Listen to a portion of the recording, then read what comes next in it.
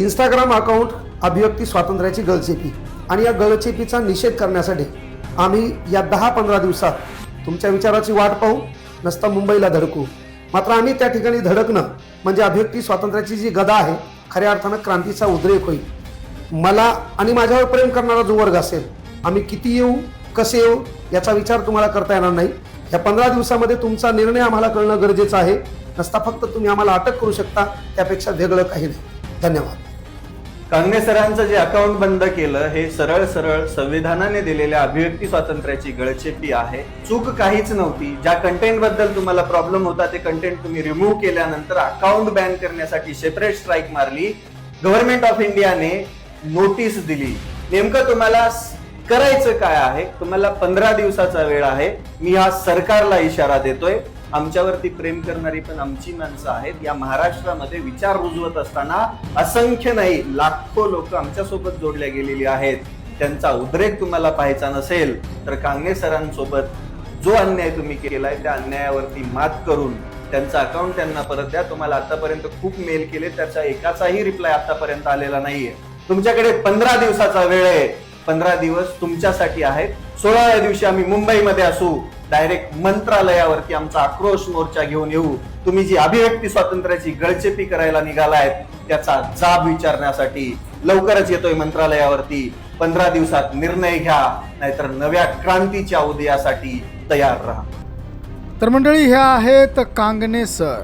Instagram account अभिव्यक्ती स्वातंत्र्याची गळचेपी आणि या गळचेपीचा निषेध करण्यासाठी आम्ही पुढची 10-15 दिवस तुमच्या विचाराची वाट पाहू, नसता मुंबईला धडकू. मात्र आम्ही त्या ठिकाणी धडकणं म्हणजे अभिव्यक्ती स्वातंत्र्याची जी गदा आहे खऱ्या अर्थाने क्रांतीचा उद्रेक होणार, असं यावेळेस कांगणे सर हे म्हणतात.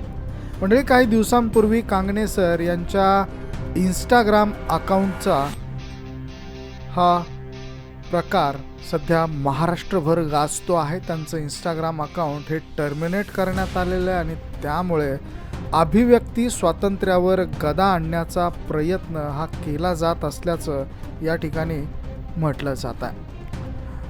तुम्ही आम्हाला अटक करू शकता, त्यापेक्षा वेगळं तुम्ही काहीच करू शकणार नाहीत, असं कांगणे सर या ठिकाणी म्हणतात.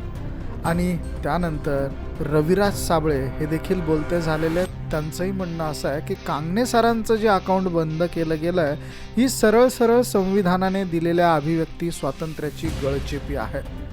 चूक काहीच नव्हती. ज्या कंटेंटबद्दल तुम्हाला प्रॉब्लेम होता ते कंटेंट तुम्ही रिमूव्ह केल्यानंतर अकाउंट बॅन करण्यासाठी विशेष अशी स्ट्राईक देण्यात आली.